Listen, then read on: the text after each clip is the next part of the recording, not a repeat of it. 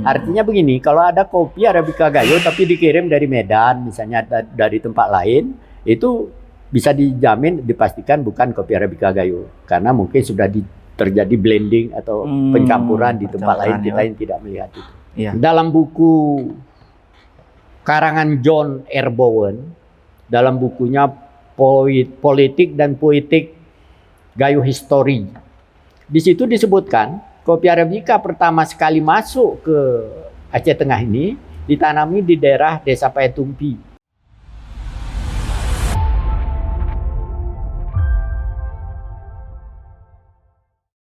Assalamualaikum warahmatullahi wabarakatuh, saudaraku. Ini hari ini tribungayo.com kehadiran tamu spesial, dan kita akan mengulas tuntas terkait dengan kopi Gayo. Sebenarnya terkait dengan sejarah dan perkembangan kopi Gayo yang hari ini menjadi komoditas unggulan di Aceh Tengah. Dan hari ini sudah hadir bersama kita itu Bapak Insinyur Khalid yang memang sudah profesional dan sudah ahli di kopi Gayo ini, dimulai dari mungkin dari tahun 80-an dulu Pak ya. Beliau sudah menjadi pegiat kopi Gayo ini. Kita akan bertanya-tanya dan terkait dengan sejarah kopi Gayo ini. Sebelumnya kami perkenalkan bahwa Bapak Insinyur Khalid ini merupakan Wakil Ketua Masyarakat Perlindungan Kopi Gayo, atau singkatannya adalah MPKG, yang kebetulan hari ini sekretariatnya berada di Jalan Payailang, Takengon. Sedikit saja Pak, mungkin bisa diceritakan program MPKG Gayo ini dan sejarahnya Pak, sejak kapan mungkin ini berdiri Pak? Iya, ya terima kasih. MPKG itu adalah singkatan daripada Masyarakat Perlindungan Kopi Gayo, yang beranggotakan petani, kelompok tani, dunia usaha, termasuk eksportir kopi dan UMKM yang bergerak di bidang perkopian. Sejarahnya ini adalah pada tahun 2008-2009 diajukan sertifikasi indikasi geografis ke Kementerian Hukum dan HAM. Yang mengajukan ini adalah MPKG. Jadi pemilik sah sertifikat indikasi geografis adalah MPKG, yaitu masyarakat tani, kelompok tani, dunia usaha, dan para pedagang kopi, termasuk eksportir. Jadi kopi Gayo ini sebenarnya salah satunya sertifikasinya indikasi geografis. Sebelumnya sudah ada sertifikasi tentang kopi Arabica Gayo ini. Yang pertama, yang paling tua itu ada sertifikat organik, kopi Arabica organik. Kopi Arabica organik ini adalah, kalau definisi kasarnya, budidaya tanaman kopi yang tidak tersentuh bahan kimia sintetis. Bahan kimia buatan tidak boleh tersentuh. Kemudian ada rainforest, sertifikasi hutan hujan tropis. Ada kopi praktis dari Starbucks. Ada banyak lagi sertifikasi tentang kopi Arabica Gayo. Yang paling mudah ini adalah IG tadi, indikasi geografis kopi Arabica Gayo. Indikasi geografis, kalau ditanya orang tentang definisi IG, indikasi geografis adalah suatu tanda yang menunjukkan daerah asal suatu barang atau produk yang akibat faktor geografis, termasuk faktor alam, faktor manusia, atau kombinasi kedua faktor tersebut, alam dan manusia, memberikan reputasi, kualitas, dan karakteristik pada barang dan produk yang dihasilkan. Jadi kopi Arabica Gayo ini bukan saja kopinya yang dibeli, bukan saja produknya atau komoditi, tapi adat istiadat di situ. Macam mana budaya masyarakat Gayo membudidayakan kopi, kemudian merawat kopi, itulah yang dijual ke luar negeri itu. Kalau pertanyaan selanjutnya, apa itu kopi Arabica Gayo? Kopi Arabica Gayo yang masuk ke dalam indikasi geografis atau wilayah indikasi geografis adalah kopi yang ditanami mulai dari elevasi atau ketinggian 900 meter di atas permukaan laut sampai 1.700 meter di atas permukaan laut. Itu dari elevasinya. Kemudian dibudidayakan di wilayah indikasi geografis. Nah, di wilayah itu dibudidayakan atau dirawat di situ, kemudian diolah di Gayo, dikirim juga dari Gayo. Itu yang disebut dengan kopi Arabica Gayo. Artinya begini, kalau ada kopi Arabica Gayo tapi dikirim dari Medan, misalnya dari tempat lain, itu bisa dijamin, dipastikan bukan kopi Arabica Gayo, karena mungkin sudah terjadi blending atau pencampuran di tempat lain, kita yang tidak melihat itu. Iya. Nah, itu IG. Indikasi geografis inilah bentuk perlindungan hukum pemerintah dari DJKI, Direktorat Jenderal Kekayaan Intelektual Kementerian Hukum Republik Indonesia ini, untuk melindungi petani Gayo, stakeholder lah, termasuk petaninya, kelompok tani, koperasi dan sebagainya. Itu bentuk perlindungan hukumnya. Karena di situ bentuk perlindungan hukum artinya barang siapa tidak mengindahkan ini akan bisa dikenakan sanksi hukum. Namanya perlindungan hukum. Kan? Nah, dasar hukumnya itu sebenarnya, kalau landasan hukumnya, Undang-Undang Nomor 20 Tahun 2016 tentang indikasi geografis dan merek. Yang keduanya, yang paling geres itu ada Peraturan Gubernur Aceh Nomor 32 Tahun 2022 tentang pedoman tata kelola kopi Arabica Gayo sebagai kopi spesialty. Nah, banyak lagi regulasi-regulasi atau landasan hukumnya, tapi ini yang paling utama ini. Ya, baik Pak. Terkait dengan masuk kepada sejarah Pak, sebenarnya dari sejak kapan masyarakat Aceh Tengah ini mengenal kopi dulu? Asal usul kopi ini bisa ada di Aceh Tengah gitu Pak? Iya. Sebenarnya kalau kita runut ke belakang, artinya kita mundur ke belakang, kopi Arabica itu kan asalnya dari daerah Afrika, benua Afrika, tepatnya di pegunungan Addis Ababa, Ethiopia, negara Ethiopia. Kalau kita lihat dari peta, pegunungan Addis Ababa, Ethiopia ini hanya menyeberang Laut Merah akan sampai ke Jazirah Arab. Itu dia. Di Timur Tengah. Timur Tengah. Akhirnya sampai hari ini kita menyebut kopi Arabica, padahal asalnya bukan dari Arab, tapi dari Ethiopia, dari Afrika. Kalau kita misalnya haji atau umroh, turun atau berangkat dari airport di Jeddah misalnya, nggak jauh dari situ ada Laut Merah. Nggak jauh dari situ di seberang sana, itulah pegunungan Addis Ababa, Ethiopia. Itu asal usulnya dulu.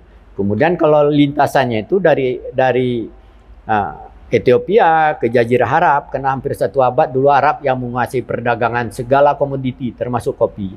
Sekali waktu datanglah orang dari Belanda mencari bibit kopi itu. Dulu namanya belum kopi tapi minuman hitam yang aneh. Nah, dianggap minuman hitam yang aneh itu. Dan itu oleh orang Arab dulu, Jazirah Arab, kopi kalau mau dikirim ke luar negeri mereka direndam dulu di air yang mendidih, air panas. Tujuannya supaya jangan negara lain membudidayakan kopi. Artinya kalau disemai dia nggak akan tumbuh. Nah, itu ilmunya dia. Singkat cerita, datang orang Belanda ke Arab, dia beli nggak dikasih, akhirnya dia pulang, tapi dia kantongi ada 10 biji. Dikantongi 10 biji, dia bawalah ke Belanda, dibudidayakan di kebun raya Amsterdam, gitu sejarahnya itu.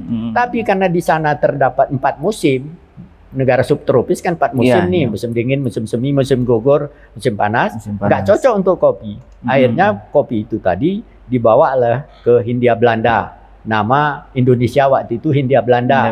Kemudian ditanam daerah Batavia atau Jakarta hari ini. Makanya Jakarta hari ini ada kebun kopi namanya, kebun jeruk, ada kebun nanas, kebun kacang dan sebagainya. Itu kan kebun-kebun dulu. Tanami sampai ke daerah Jawa Barat sana, ke Bogor, Jawa Barat tanam kopi. Pada tahun 1800-an datang penyakit paling berbahaya pada tanaman kopi. Namanya penyakit karat daun. Penyakit karat daun ini disebabkan oleh jamur Nama jamurnya itu Hemilia pastatrix B. et br. Itu daun yang terserang itu akan gugur sebelum waktunya. Dalam teori, satu lembar daun minimal 2 tahun dia lengket di cabang kopi itu. Minimal 2 tahun kalau tidak ada hama penyakitnya. Tapi dengan adanya penyakit ini tadi, sebelum 2 tahun dia udah rontok.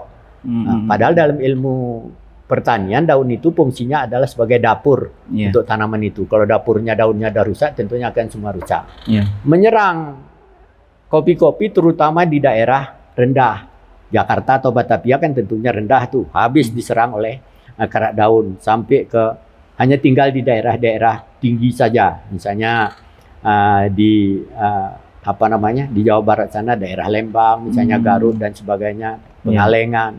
Kalau daerah rendah habis. Singkat cerita, menyebarlah itu ke beberapa daerah di Indonesia, ke Aceh, Sulawesi Selatan, Sumatera Utara, daerah-daerah penghasil kopi di Indonesia ini.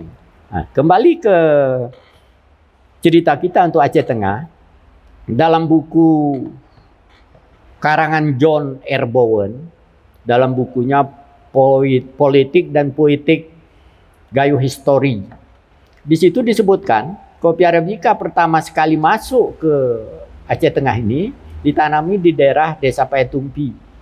Payatumpi ini kalau dulu pernah saya tanya atau saya teliti di mana Payatumpi itu.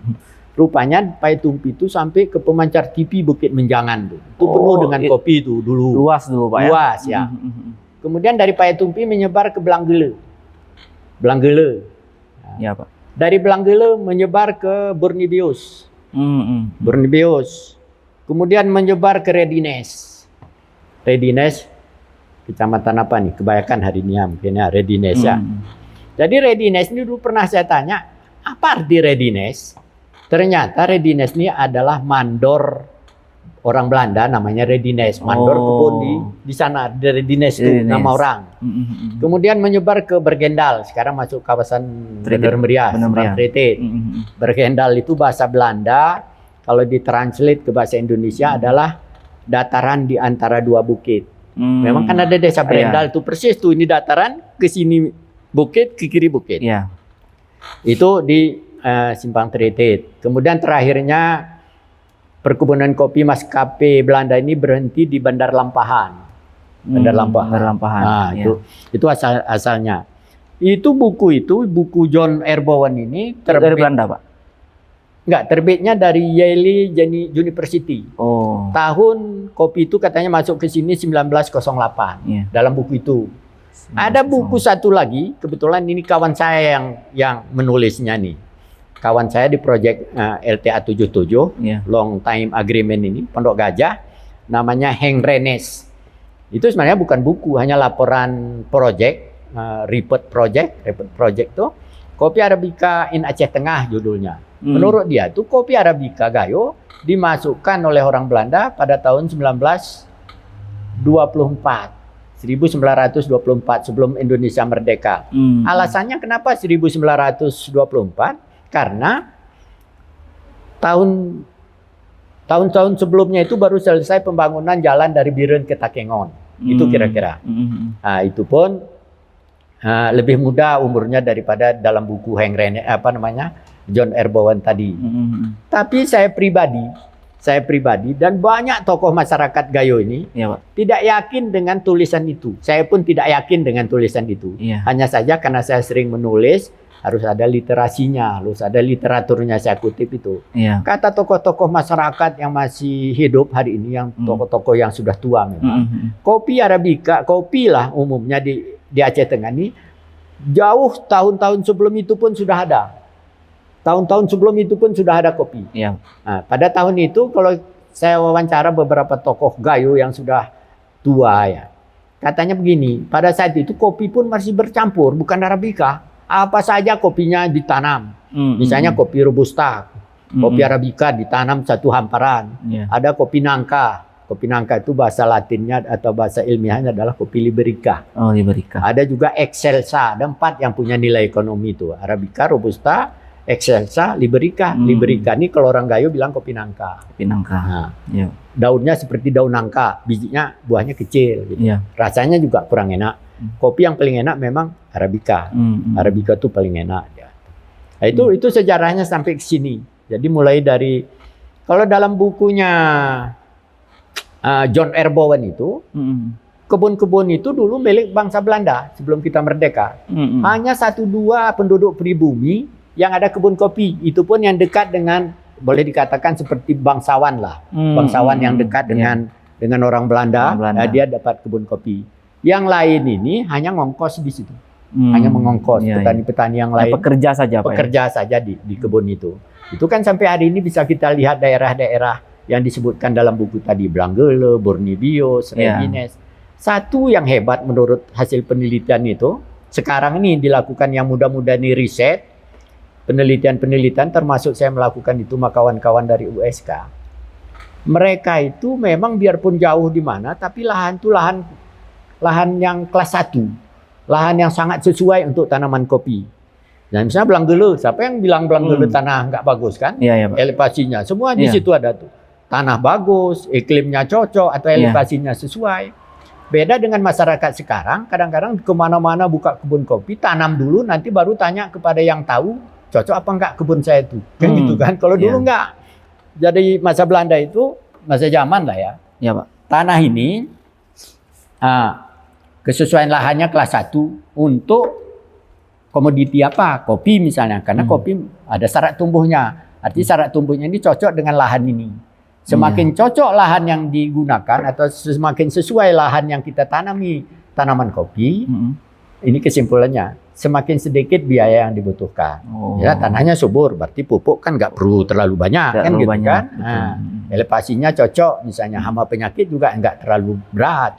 Misalnya hari ini misalnya yang menjadi momok di Gayo ini adalah penyakit di samping karak daun tadi, Emilia pastatrix adalah penyakit apa namanya itu PBKO, penggeret buah kopi.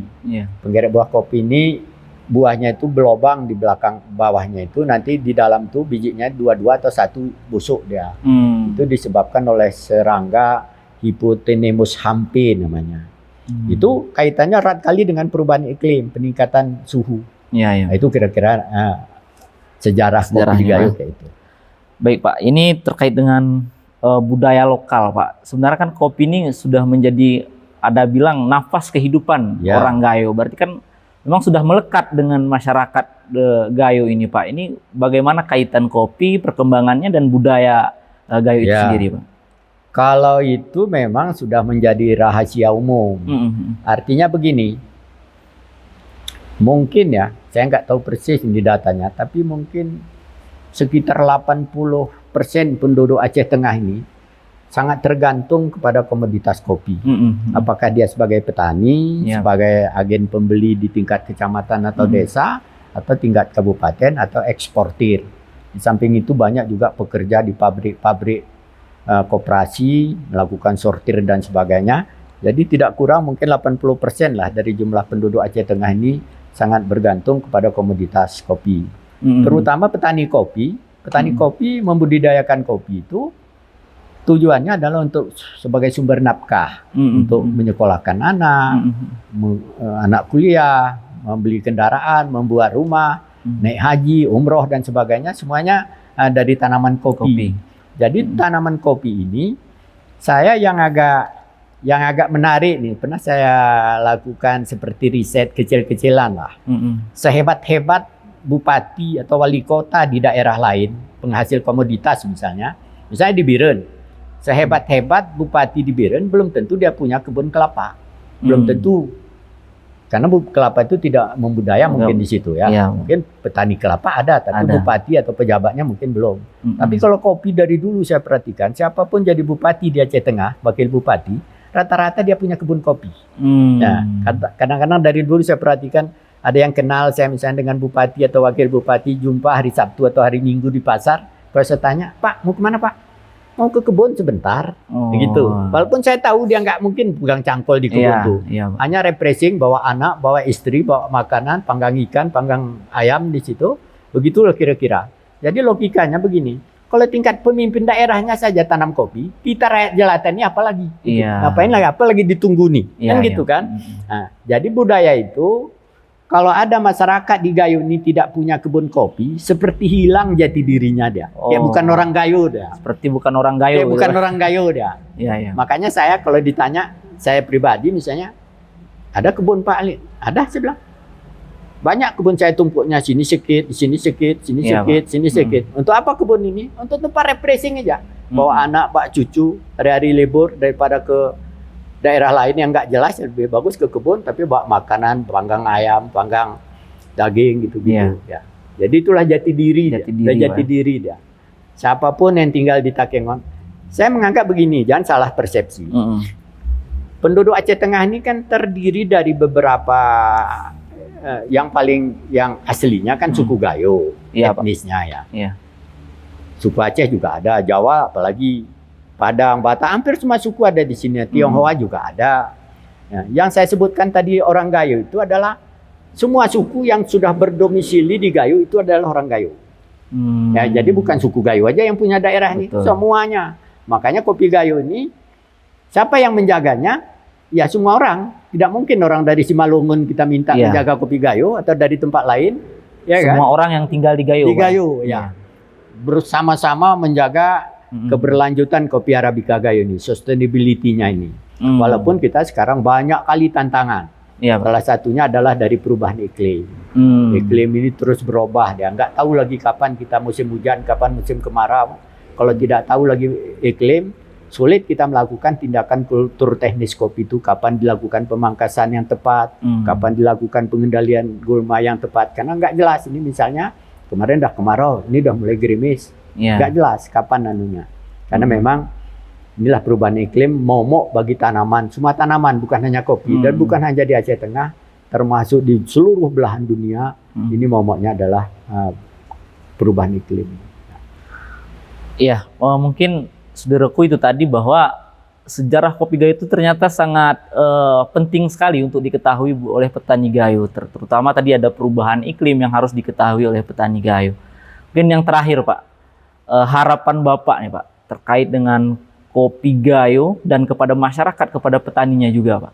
Ya, jadi kembali ke sedikit lagi perubahan iklim tadi. Ya, Pak. Kalau kita pelajari ilmu klimatologi, ilmu yang mempelajari tentang iklim, klimatologi, ada beberapa faktor iklim itu. Ada misalnya curah hujan, suhu, penyinaran matahari, angin, dan sebagainya. Itulah yang 4 itu yang dominannya. Yang berubah drastis hari ini berdasarkan pengalaman pribadi, yang berubah drastis hari ini adalah peningkatan suhu. Artinya dunia ini semakin panas. Oh, ya. gitu, Pak. Tahun 70-an mungkin kalau masyarakat Gayo, anak-anak muda sekolah di Banda Aceh atau di tempat lain di Jakarta, Medan, Bandung, sekali pulang kemari itu mungkin kedinginan dia di awal-awal balik dari merantau. Tapi sekarang ini tidak ada dingin lagi. Makanya ada perubahan sekarang nih, namanya dilakukan adaptasi dan mitigasi terhadap perubahan iklim. Misalnya contohnya kalau orang sekarang ini di rumah tangga tidur pakai selimut, tidak lagi seperti selimut zaman dahulu kala. Tebal. Bahkan ditempel lagi kain-kain perca ke selimut yang ada itu tebal segini. Pak. Saking dinginnya. Sekarang kalaupun pakai selimut ya hanya tipis, cukup aja untuk syarat pakai selimut.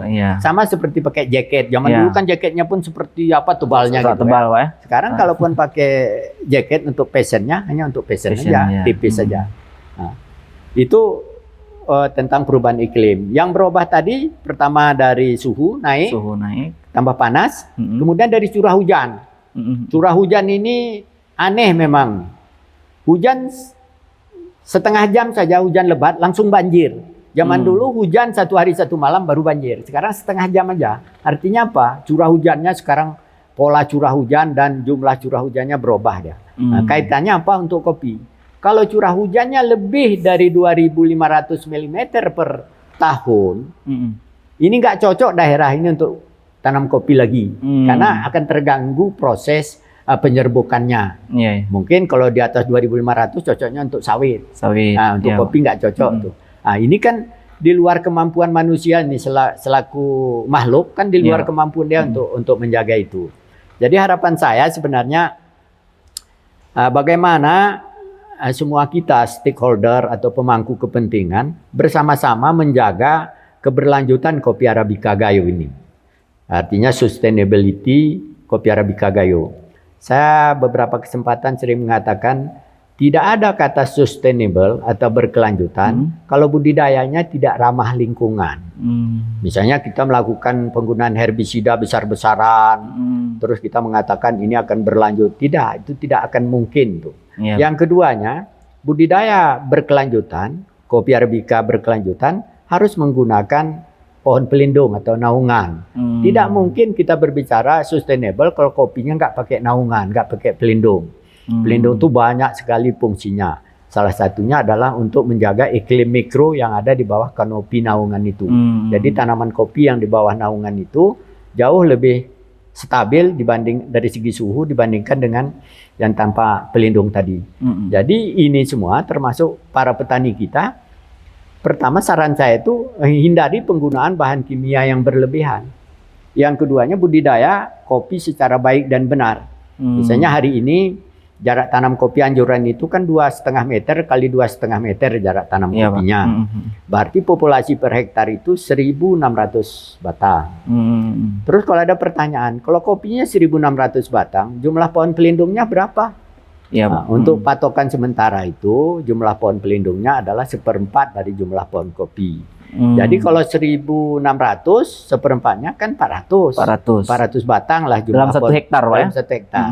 400 batang. Berapa jarak tanam pohon pelindung dalam kopi itu? Kira-kira 5 meter kali 5 meter. Nanti di akhirnya ini nanti 1 pohon pelindung cukup untuk 4 pohon kopi. Kan 1/4 gitu kan? Iya, Pak. Nah ini cara mengatasi itu. Pertama untuk sumber bahan organik dari daun-daun biasa kan di sini digunakan tanaman pelindungnya dari lamtoro. Leucaena glauca namanya bahasa Latinnya itu lamtoro itu. Dia itu tanaman yang leguminosa, artinya tanaman berbuah polong. Iya, Pak. Daunnya kecil, jatuh, cepat terurai untuk bahan organik. Akarnya mengandung bintil akar, ada bakteri rhizobium, bisa memfiksasi N dari udara, nitrogen dari udara. Sama seperti orok-orok, kacang tanah, kacang kedelai itu digunakan. Walaupun sebenarnya tidak harus lamtoro, bisa juga. Hasil pengalaman gunakan pohon jeruk juga bisa untuk naungan. Bahkan ada jeruk ini dengan naungan ini, naungan jeruk untuk tanaman kopi itu compatible dia, cocok dia, nggak saling merugikan. Jadi bahkan ada hasil dari jeruk juga ada hasil, dari kopinya juga hasil. Kalau kita lihat kenyataan di lapangan, ada beberapa desa atau kecamatan, desa lah di kecamatan Bebesen ini, udah lama dibudidayakan orang kayak itu kopi, naungannya jeruk. Misalnya desa Lelabu, Tensaran, Daling, sekitar itu Belanggele, nggak ada pengaruh. Ya kan? Nggak mesti terus lamtoro. Walaupun dalam teori kan disarankan untuk naungannya lamtoro. Ya. Gitu ya. Ya, baik Pak. Dari sejarah yang Bapak ceritakan tadi berarti kopi ini sudah menjadi warisan dari nenek moyang orang Gayo dulu gitu Pak. Pesan kita Pak kepada petani kopi Gayo yang khususnya masyarakat Aceh Tengah yang menyaksikan Tribun Gayo, pesan mereka kepada generasi-generasi muda juga Pak seperti kami ini bagaimana menjaga warisan budaya dalam kopi ini Pak? Iya, ada satu problem di generasi muda di Gayo nih. Ya, Pak. Kalau saya biasanya ke desa-desa dengan koperasi atau dari MPKG ke desa-desa, para audien atau peserta training atau pelatihan di desa-desa itu biasanya bapak-bapak, ibu-ibu yang sudah agak berumur. Artinya tidak jarang juga ada kakek-kakek, nenek-nenek. Saya melihat generasi muda kita ini enggan dia bekerja di hulu. Ini satu problem ini sebenarnya. Yang muda-muda, misalnya umur-umur yang masih produktif, 18 sampai 25 tahun, 30 tahun tuh jarang dia mau jadi petani. Dia lebih suka dia dihilir. Misalnya merantau ke kota walaupun hanya membantu perusahaan orang di KPKP. Gitu. Padahal kalau dari segi sumber kehidupan atau penghasilan, saya kira tidak kalah dari jadi petani itu. Bahkan lebih menjamin. Bahkan lebih menjamin. Asal dilakukanlah budidaya kopi itu sesuai dengan SOP yang sudah dianjurkan, standar operasional prosedurnya kan gitu ya. Artinya jangan pernah, kadang-kadang yang ironis begini, orang tuanya menyekolahkan anaknya ini di pertanian, STM pertanian atau di fakultas pertanian. Tapi setelah tamat anaknya tidak akan jadi petani. Dia akan melanglang buana kemana. Jadilah kerja di bawah orang pun gitu. Jadi pelayan di KPKP di Kota Tangerang ini. Padahal ini kan sebenarnya rugi ya. Lebih bagus jadi petani, manage sendiri, jadi manajer kita di situ daripada kita jadi anggota anak buah orang lain di KPKP itu kan. Nah itu kira-kira. Siap. Terima kasih banyak Bapak Insinyur Khalid. Dan terakhir Pak, mungkin kami mau tanya terkait data-data sekaligus ini kan Wakil Ketua MPKG. Sebenarnya berapa per tahun Pak? Sebenarnya berapa produksi hasil dari kopi ini Pak? Ya, ini kan data ini memang problem sudah lama. Makanya kata Pak pemerintah daerah baru-baru ini kita harus satu data. Satu data. Kenapa satu data? Dari MPKG lain data biasanya, dari Bapeda lain datanya, dari perkebunan lain datanya, dari statistik juga lain datanya. Nah, tadi sehubungan dengan pertanyaan tadi itu, ini kita pakai data Dinas Perkebunan yang baru dirilis mungkin sebulan yang lalu. Hasil kopi di Aceh Tengah ini lebih kurang nih, ada pecahannya. Tapi tepatnya 37.000 ton per tahun. Pak ya. Green bean. Bijinya maksudnya udah biji green bean. 37.000 ton. Itu kalau 37.000 ton itu sebenarnya bisa untuk meningkatkan pendapatan asli daerah lewat retribusi, asal saja tata kelolanya disempurnakan. Tata kelolanya, pengawasannya disempurnakan. Karena yang saya tahu retribusi ini 250 rupiah per kilo dipotong untuk pendapatan asli daerah. Untuk PAD Pak ya? Untuk PAD kali 37.000 kilo. 37.000 juta kilo kan. Hampir-hampir 8 miliar, 9 miliar. Ya, sebenarnya bisa tuh asal tata kelolanya diperbaiki. Gitu. Dari 37.000 ton itu kira-kira datanya tuh dari berapa masyarakat petani gitu Pak? Ya, jumlah petaninya lebih kurang juga ini kakak ya, 32.000 kakak. Kalau analisa kita kakak, satu kakak itu 4 jiwa, bapak, ibu, anak 2, ya kali 4. Kali 4 jiwa adalah 32.000 kakak. Itu yang saya sebutkan tadi hampir 80% ya termasuk petaninya, tapi ya termasuk orang yang kerja di kafe, di pabrik, yang sortir, tukang sortir dan sebagainya. Di rantai itu sebenarnya kalau kita kalau pemerintah ingin meningkatkan pendapatan daerah dari sektor kopi itu sebenarnya sangat menjanjikan. Saya melihat Aceh Tengah ini 2 sumber PAD yang paling memungkinkan. Kalau kelolanya bagus. Yang pertama dari bidang pertanian, bil khusus tanaman kopi. Yang kedua dari sektor wisata. Itu dua-duanya kalau itu saja dikelola, ini insya Allah akan sangat membantu peningkatan PAD asli di daerah untuk Aceh Tengah. Ya, untuk Aceh Tengah. Terima kasih banyak Pak atas waktunya. Sama-sama, ya.